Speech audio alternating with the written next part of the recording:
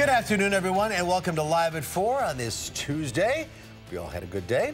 Yes, very nice. We have a very busy show today. We're going to talk with Peter Greenberg, the CBS News travel editor, about summer travel. He always has great suggestions for hidden gems and airline fares and good information this time of the year. So we'll check that out in a few minutes. But first, here's what's making news on this Tuesday.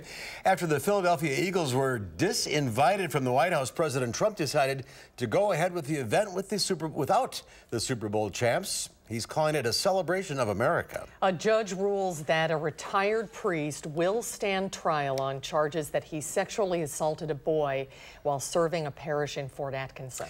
And New York City police are investigating the apparent suicide of fashion designer Kate Spade. We'll look back at her influence on the fashion industry. Very sad story today. Tremendous shock today. Yeah. Let's take a look outside today. Boy, living is easy in the summer. Yeah, this is a beautiful day today. And this is a beautiful sunrise this morning. So Susan and I take a class in the morning. I get up at 4:30. It's already getting light out. Yep. And the days are getting longer, too. Yeah, they are. A bit unsettled, though, are the weather words. And Karen Swanson's in the backyard with more on that. But beautiful afternoon today. It sure is. Yeah, this is one of those bottle-it-up type days with the sunshine and the lower humidity levels and also some pretty comfortable temperatures. But it does look like we're going to start to turn a bit more unsettled starting tomorrow afternoon, especially later tomorrow afternoon. We have had a cold front sliding to the south today, and you can see just a narrow band of some clouds shifting through southern Wisconsin as that pulls down to the south, but overall some nice sunshine through the day and also some pretty dry conditions. Our temperatures, we've had a wide range of temperatures across the region today. Right now it's only 55 over toward Milwaukee. We're in the low 70s here in Madison, but there are some 90s off to our west across parts of Iowa, and that's all due to that kind of backdoor cold front slipping through the region, bringing in that cooler air from the northeast across parts of southern Wisconsin. Right now it's 79 in Platteville, 81 in Prairie du Chien. We've got that 71-degree reading here in Madison, still 66 up toward Juneau. There's our live view in Madison. You can see a lot of blue sky overhead, just a few clouds over toward the horizon. And temperatures this evening will fall from the low 70s down into the upper 50s by later this evening. We are looking for some skies to be mostly clear this evening, but we will get into just a few more clouds later tonight and then into tomorrow as well in advance of that next weather disturbance. Now your first alert traffic update. This is the view at the Beltline and Rimrock Road. Looking off to the west, we're seeing a few slowdowns, nothing significant at this point as far as traffic incidents, but we are starting to get into a few of those slowdowns on the Beltline, mainly in that eastbound direction. Also seeing some of those slow spots on Verona Road, especially heading southbound through some of those construction zones, looking at some southbound speeds right around 20 miles per hour. Eastbound on the Beltline at Rimrock Road, you're traveling around 26 miles per hour, and we're also seeing a few slowdowns heading northbound on 51. We've seen some of those to around 17 miles per hour at this hour. So take a look at some of your drive times and speeds.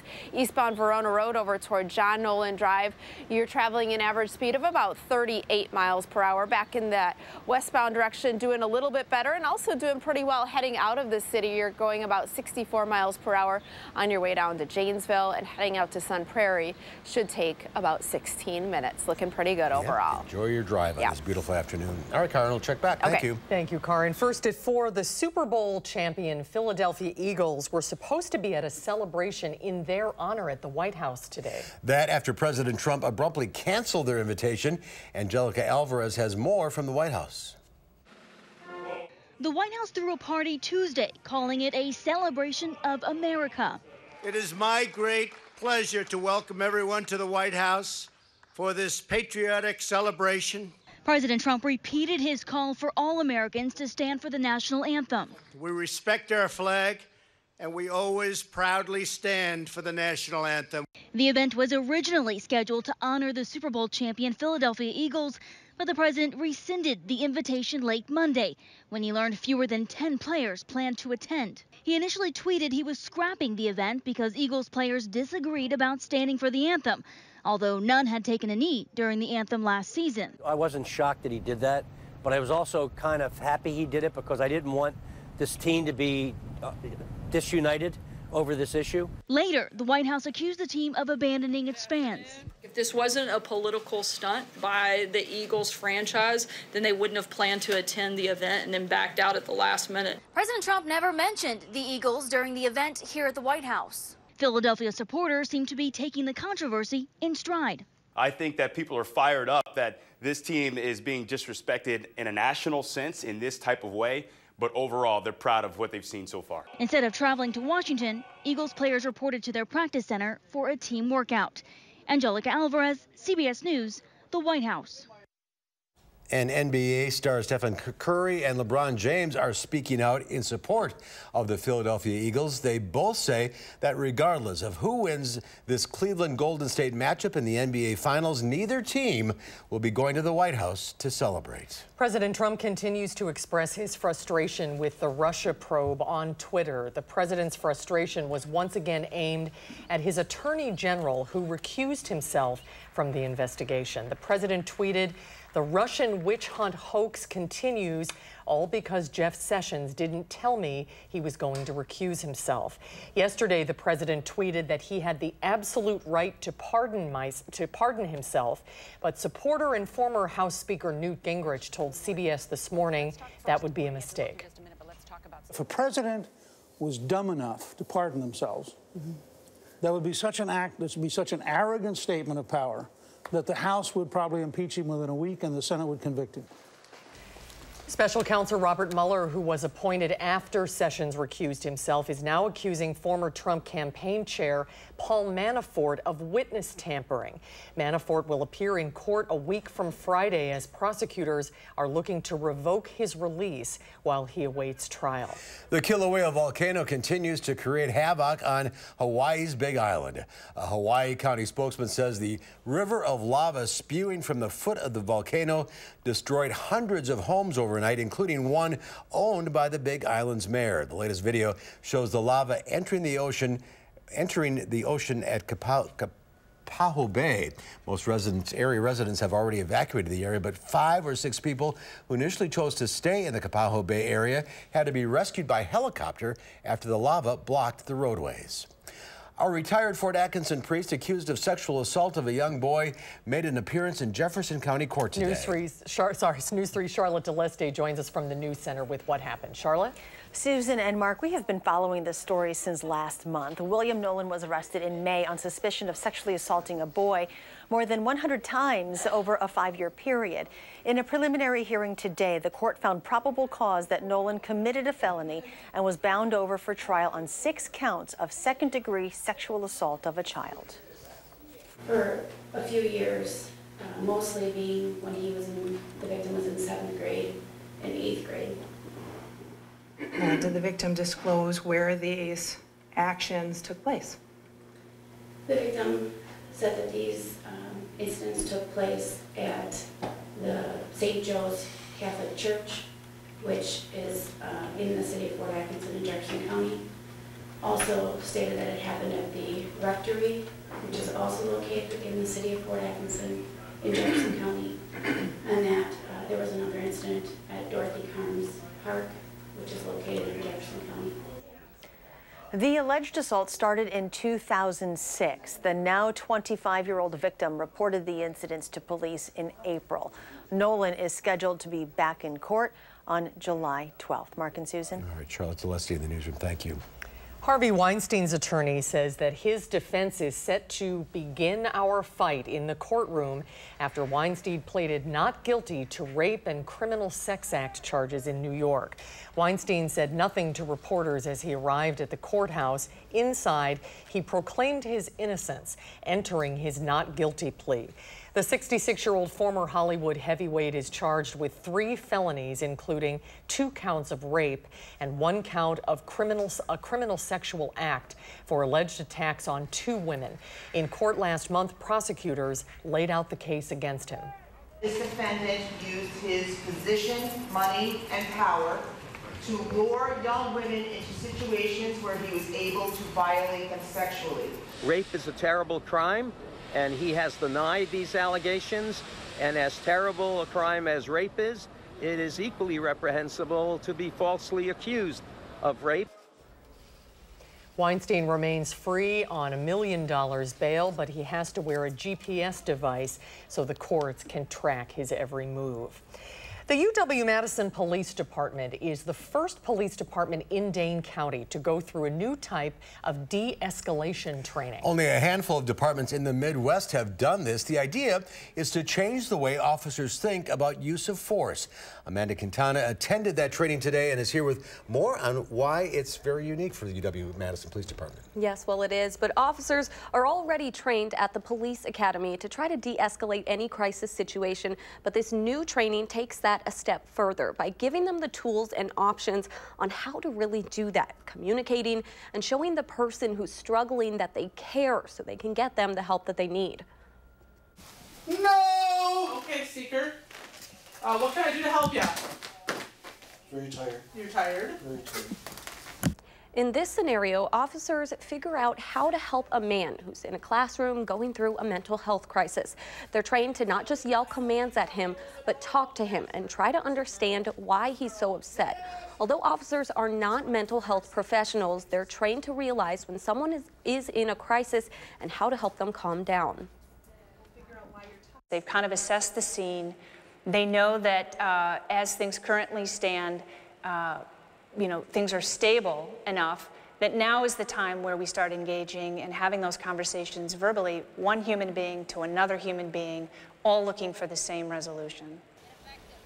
The department sent 5 officers to get certified in this training called Integrating Communications, Assessment, and Tactics, or ICAT.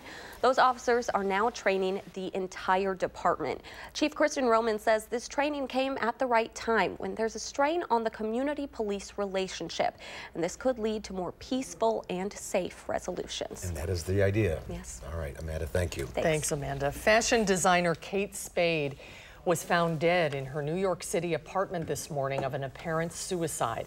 She was 55 years old. Kenneth Craig takes a look back at her career. Kate Spade built a fashion empire, first with designer handbags and then eventually shoes, clothing, and more. In a 2000 interview, she talked about the brand that made her a household name. I think women do want something that's interesting, something that has a bit of a, some color, some texture, some prints. I don't know, I think something a little more interesting, but also elegant.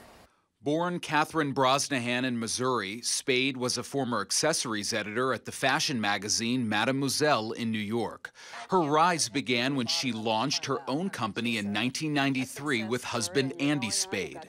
Distinctive, must-have handbags quickly made her one of America's top designers. After 14 years heading the company, Spade sold it in 2006. Last year, she and her husband appeared on the program Build to talk about their new luxury shoe and handbag line, Frances Valentine.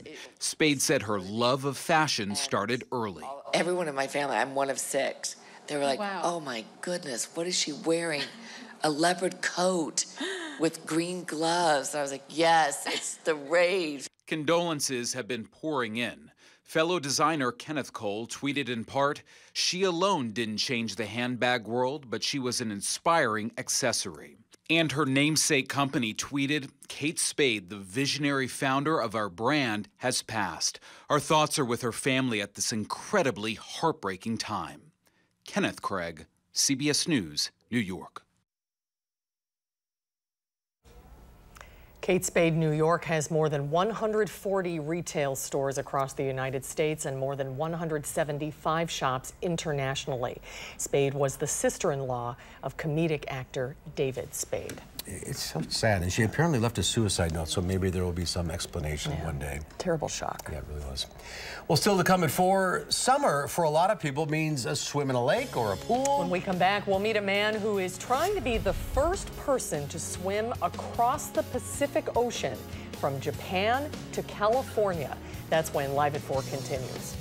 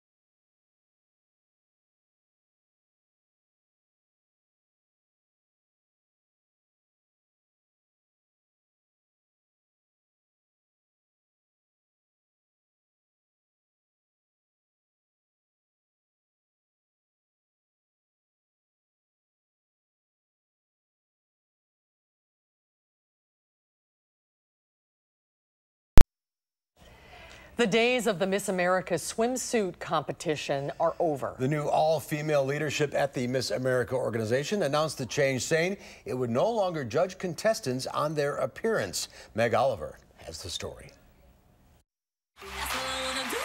For 97 years, Miss America contestants have paraded on stage wearing only swimsuits and high heels. That stops today after the organization cut that portion of the competition. I've never been a fan of the swimsuit competition. Debbie Turner Bell won the coveted crown and title of Miss America in 1990. I remember just being thrilled. I can also tell you honestly, my feet hurt and I was hungry because I hadn't eaten in a while. Like many contestants, she starved herself, sometimes eating only an apple a day to fit into her swimsuit. Bell applauds the all-new female leadership at Miss America for the major makeover. Board of Trustees Chair Gretchen Carlson made the announcement on ABC's Good Morning America. We will no longer judge our candidates on their outward physical appearance. The change follows last December's email scandal in which former Miss America officials used sexist and lewd comments to describe contestants. Do you believe the Me Too movement had a role in this? Yes, I think Me Too has something to do with it. The culture has changed. Our mindsets have changed. Women are now being taken seriously and they're being believed when they make accusations. And so the legitimacy of a woman's voice is very much a part of this decision, that women have voices and they don't have to wear a swimsuit to say something. Instead of wearing swimsuits, the contestants will discuss their goals and achievements with the judges in an effort to capture the crown. Meg Oliver, CBS News, New York. The current Miss Wisconsin does not necessarily agree with the change. She says walking the boardwalk in her swimsuit was one of the most empowering things she had done her entire life, and says it's possible to promote body positivity without taking away these swimsuit elements. Dane County begins a $12 million cleanup effort for area lakes with the Suck the Muck initiative, as they aim to return area streams to what they looked like in 1890. The plan will assess and clean up 33 miles of streams that feed phosphorus into the lakes every day. A recent study revealed that if the accrued sediment or muck at the bottom of the stream isn't removed, it will take another 99 years to meet desired water quality standards.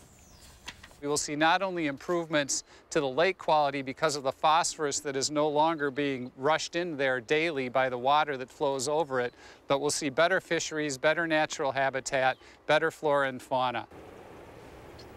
The county says efforts to keep phosphorus on land is working, but now needs to clear stream sediment, which they say is 7 times more potent than what's found on crop fields. And this just in, the Dane County District Attorney's Office says it will not charge Madison Public School district teacher accused of repeatedly sexually assaulting a student. Ismail Ozan said that the Dane County District Attorney's Office is declining to prosecute Terry Fay, the 51-year-old, because there's not enough evidence to prove beyond a reasonable doubt that he is guilty. Fay has been on administrative leave from his position as a 5th grade teacher at Leopold Elementary School after the Madison Metropolitan School District learned about his arrest in October. Stocks were mixed on Wall Street. The Dow Industrials fell 13 points, closing at 24,799. The Nasdaq Composite Index added 31 points, and the S&P 500 was up almost 2. A long-distance swimmer set off from the coast of Japan today on his way to California in hopes of becoming the first person to swim across the Pacific Ocean. It's incredible, isn't it? As Chris Martinez shows us, the athlete is also on a mission to bring attention to the plastic pollution in the water. A hug goodbye while a small group gathered behind Ben LeCompte near Tokyo Tuesday morning as he set off on a journey across the Pacific Ocean. The 51-year-old plans to swim 8 hours a day with a team trailing him, covering more than 5,000 miles to San Francisco. I knew it was part of me, my identity. The French-American athlete accomplished a similar feat across the Atlantic in 1998. This time, he says he wants to bring attention to the growing threat of plastic pollution in the oceans. LeCompte will swim through the so-called Great Pacific Garbage Patch, a massive collection of floating trash between Hawaii and California. I remember times where we go on the beach and walk and never see any plastic. Now, everywhere I go, on the beach, I see plastic everywhere. Lecomte and his team are outfitted to collect data on microplastic pollution, tracking radiation contaminants from Japan's Fukushima nuclear power plant disaster and how the extreme exercise affects his heart. Then there's the psychological aspect. Swimming, yeah, it's difficult and all that, but what is much more difficult is to be in that very hostile environment, to do that days in and days out. The challenge is expected to take 6 to 8 months. Chris Martinez, CBS News, Los Angeles. Lecomte says he'll need to eat more than 8,000 calories a day to keep up with his physical needs. 6 to 8 months. Yeah. 8 hours a day. I cannot wait to follow this journey and see what happens. Good luck to him. Wow, absolutely. Well, there's more to come at 4. We have smartphones and smart cars. How about a smart house? How about it? With smart homes on the rise, tech companies and home builders are teaming up. I'm Danielle Nottingham in Irvine, California, where potential buyers can test the technology.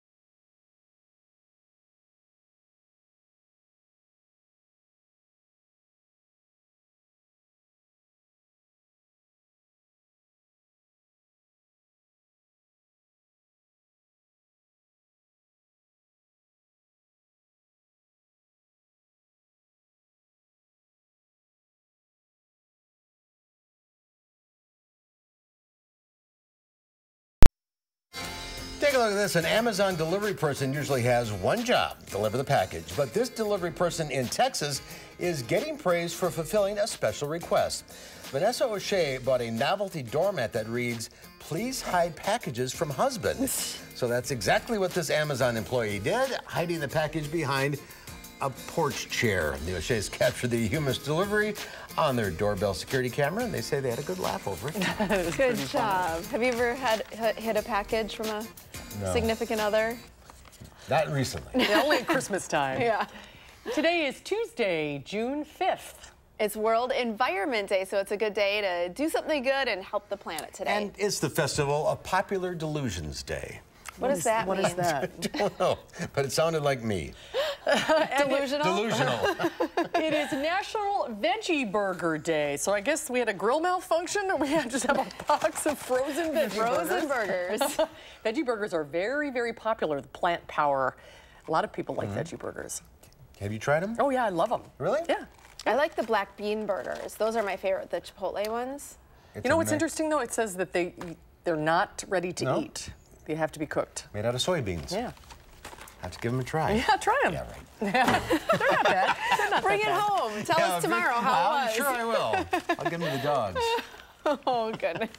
All right. Well, it's a good evening to do some grilling if you want to throw a veggie burger on the grill. We've got some nice weather out there right now, but it does look a little bit more unsettled over the days ahead, so we'll talk about that forecast next.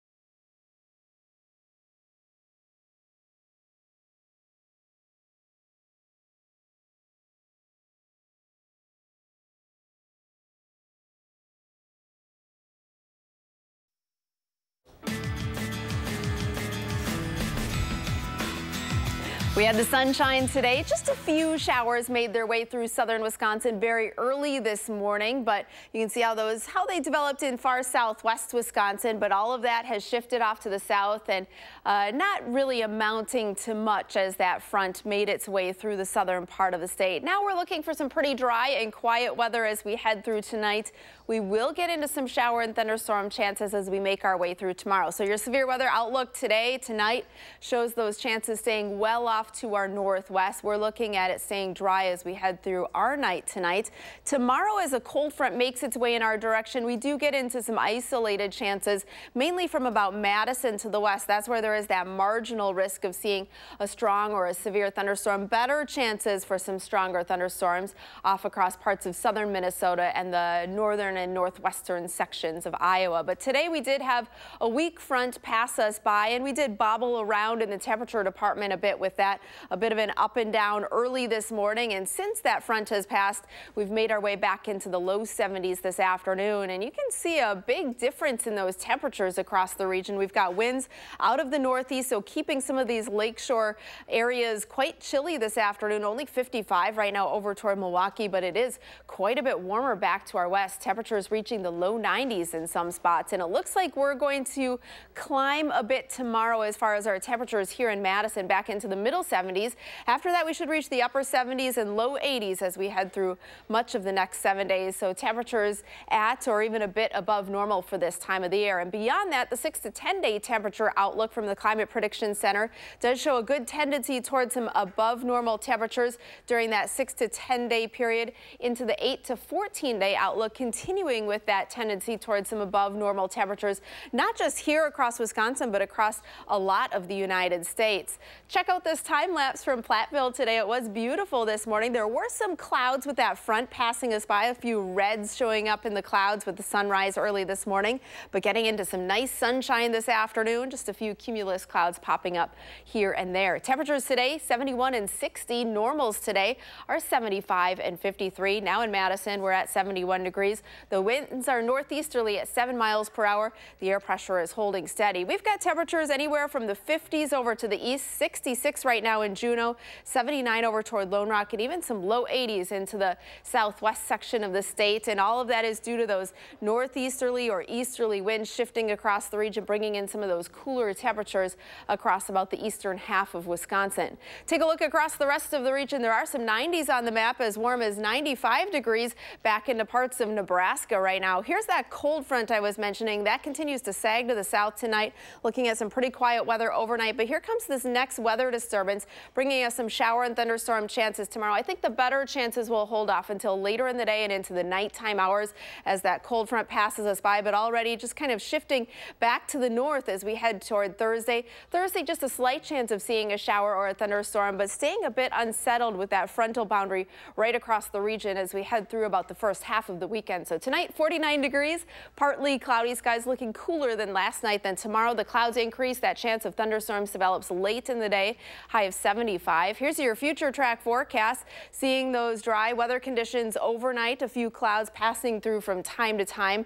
And then tomorrow we get into some of those shower and thunderstorm chances. Just a slight chance perhaps in the morning, but those much better chances arrive. Here's 6 o'clock tomorrow, seeing some of those develop, especially late tomorrow afternoon and then into tomorrow night as that cold front works its way through. Behind that, we have just a slight chance of a shower or a thunderstorm on Thursday with that front generally down to our south, looking at temperatures back into the upper 70s. Then we're in the low 80s after that with some showers and thunderstorms on Friday. Just a slight chance on Saturday. So overall, some fairly decent weather for the weekend.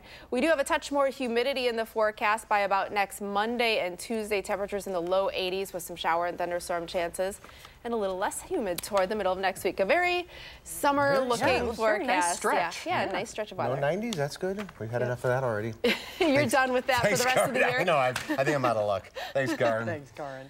The world's largest online retailer is partnering with one of the nation's biggest developers to market its smart home technology. Shoppers can now get a taste of the voice command experience before they buy a home. Danielle Nottingham takes us on a tour of one of the showrooms in Irvine, California. I can touch the lock. And it opens. And it'll unlock. This home in Southern California is wired for the future. Alexa, set the thermostat to 70 degrees. The AC is set to 70. Amazon teamed up with home builder Lennar to install its Alexa technology in homes. They created what's called Amazon Experience Centers. Alexa, movie time. Where customers can test how a simple voice command turns on the TV. And even does a bit of cleaning instead of having to see a display at a store. So this is party time. What happens during party time? Party time, your lights will dim. Here we've set our shades to go to 50%. We've got some music going through our Sonos speakers. It's an experience. It's more than just a feature. It's more that it is anticipating the way you're going to live every day, and it will function in a very intuitive way. Alexa, good night. The new partnership could give Amazon a boost in the booming smart home market. According to Report Linker, global sales of products will reach more than $107 billion by 2023. Enjoy your beauty rest. Not that you need it. Google and Apple are also competing for those smart home dollars, turning on 3 lights, along with hundreds of products from smart bulbs to smart refrigerators. It's only going to keep getting bigger. I think it's going to be really unusual within about 5 years to enter a home that doesn't have a digital assistant, like Amazon Echo, like Google Home, plugged in somewhere in the house. The Amazon Experience Centers are open to tour in 15 major cities across the country, with more homes opening soon. Danielle Nottingham, CBS News, Irvine, California. It's a new world. Brave new world. Well, still to come at 4, are you in the market for a new smartphone? Well, you might consider buying a used one if you'd like to save some money. Is that a good idea? We'll get some advice from Consumer Reports when Live at 4 continues.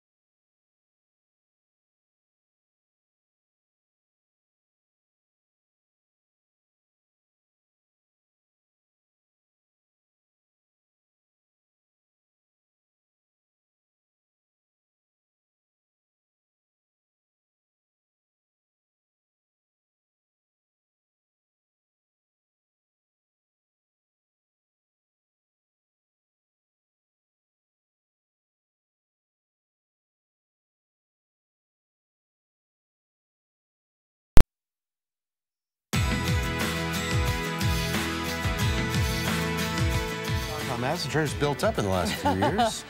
Actually, downtown New York City, Manhattan. The Big Apple looking pretty good on this Tuesday afternoon. Well, have you ever considered a used phone? They're also known as refurbished phones. They can be a great alternative, but before you tackle the used phone market, Consumer Reports has some advice. Ardelia Linscheid has more. Would you buy a used cell phone? I feel like I don't want something that somebody already had. Search refurbished phone, and you'll see thousands of sellers' offerings at very low prices. It's definitely tempting, but you don't know where that phone has been. But it can be a great way to get a new-to-you phone at a great price. Consumer Reports says buying one directly from the manufacturer is a reliable option. Companies like Apple and Samsung promise pre-owned phones go through a stringent refurbishment process, are fully inspected to meet company standards, replace any damage with quality parts, and offer 12-month warranties like they do their new phones. That'll ensure that it's not just cleaned up, but restored to its original condition with original parts. And big retailers like Amazon and Best Buy also sell refurbished phones, but usually with only 90-day warranties. Going used can mean having a smartphone that's almost as good as new again. For WISC News 3, this is Leah Lynchide. Consumer Reports also says it's important to ask about the return policy. Typically, using the phone for at least a month is a good amount of time to help you notice any defects. All right, good advice. We're trying to save a few bucks. When we come back, the summer travel season is here. What are the best deals and destinations? We'll talk with CBS travel editor Peter Greenberg when Live at 4 continues.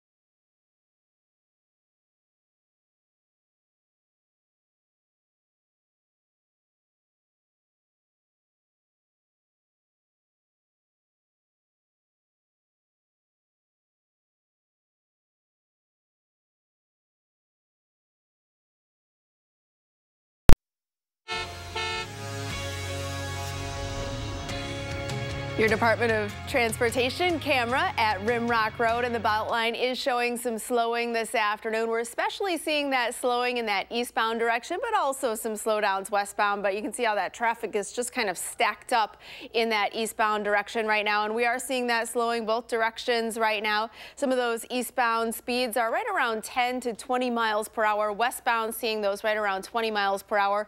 Also quite a few slowdowns through some of the downtown areas and through the near west side, also on Verona Road at this hour. So here are some of your speeds and times on the eastbound Beltline. We're seeing slowing starting up right around University Avenue and continuing out past about the John Nolan Drive exit. Some of those slowest areas down to around 17 miles per hour on average. The main slow spot westbound John Nolan Drive to Verona Road, that average speed is right around 30 miles per hour. That's your first alert traffic.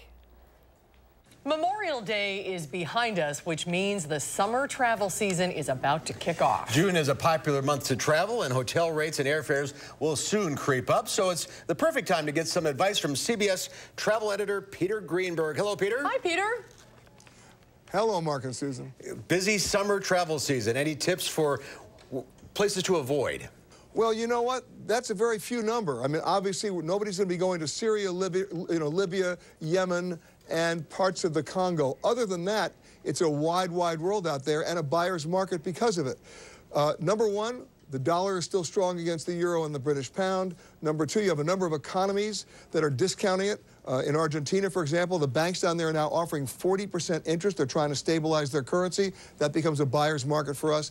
And the most interesting development, which is going to happen all year round now, it's no longer seasonal, there are a lot fewer foreign travelers coming to the United States because they perceive our country to be inhospitable, unwelcoming, not open. And as a result, what would have been their return tickets home now become our outbound tickets there. Law, supply, and demand kicks in. It becomes a buyer's market. So you're not going to wait for an airfare sale to start in September. It's actually happening now and will extend through the rest of this year. What are airfares like now? Are there airfare sales in the summer, or if you haven't already booked your tickets, are you already too late? You're not too late. There are airfare sales in the summer triggered also by a number of disruptor airlines like Norwegian Air Shuttle and WOW, and a new airline offered by British Airways called Level. So they're literally out there. I mean, there are people flying to London for $99 right now. You can't fly to Milwaukee for $99. So the bottom line is, if you're not looking just in the domestic U.S. market, there are great bargains to be had overseas. With a strong U.S. dollar, it's a win-win. A lot of people take road trips this time of year. Is that going to be affected with the rising gas prices? Well, funny little story about that. You know, every year, you mentioned Memorial Day, and of course we have July 4th and Labor Day. AAA always gives you these statistics about how many cars will be on the road. Here's what they don't tell you: how many people are going to be in those cars. And as gas prices rise, the number of people in the cars rises. It's so the same number of people are traveling, except now you got Granny strapped on the roof. we will not be denied our travel by road. And I'm sure there's a tipping point, but I haven't seen it yet in terms of gas prices. Whenever we have a chance to talk to you, you always have hidden travel gems that I never thought of before you mentioned them. What are some hidden travel destinations that people should be considering this summer? Well, the interesting thing about that is you go beyond the traditional Western European destinations and go to a place like Slovenia. It's back, by the way, Slovenia is located about 30 miles away from Venice. So you can actually do a twofer. You go to Slovenia and then drive down the coast, and there you are in Venice. You have opportunities in South America. I mentioned Buenos Aires, which is a natural. In Asia, you have Thailand right now, which is basically being discounted, and now is the time to go. I end up doing all my Christmas shopping 2 places every year: Thailand and Argentina, so I just gave you both the secrets out. A lot of people are a little weary about going to Mexico these days. We have a situation right now where the State Department has completely reconfigured their advisory system so that there's now a State Department advisory for every country in the world, and it's done on a 4-tier level. Level 1 is travel with normal caution. I have no idea what that means. Level 2 means travel with increased caution. At this point, somebody's digging a hole in their backyard.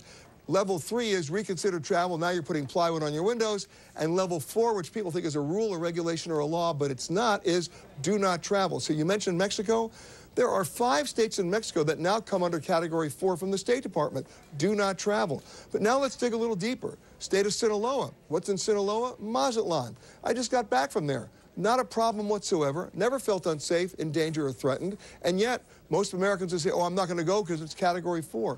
We need to, number 1, read those travel advisories, add some perspective and context, and then, with very few exceptions, pack the bags, have a great time. And you are packing your bags for Madison, Wisconsin next week. I will be there. I'll be in your studio to talk about my days on the campus, I hate to say it, in 1968. All right, well, safe travels. We'll see you for the Madison reunion next week. Thanks, Peter. Thank you so much, Peter. See you soon. Bye, guys. And we're right back with a final check of your forecast.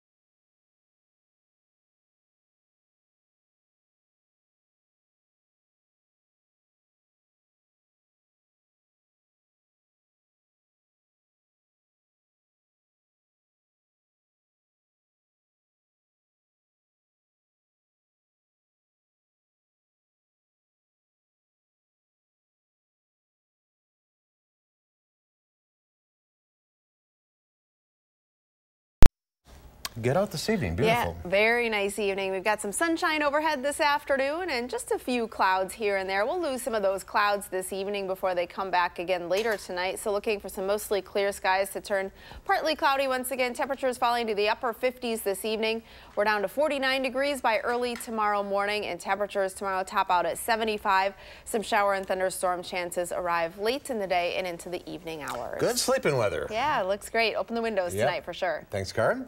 And coming up tomorrow here on Live Before, we'll find out why 3 elephants from the Circus Museum visited a resident at a Baraboo nursing home. That's pretty cool to see, isn't it? And we'll check out the inventive and exclusive menu at the Madison Club in our Tastemaker segment. That's coming up tomorrow on Live at 4.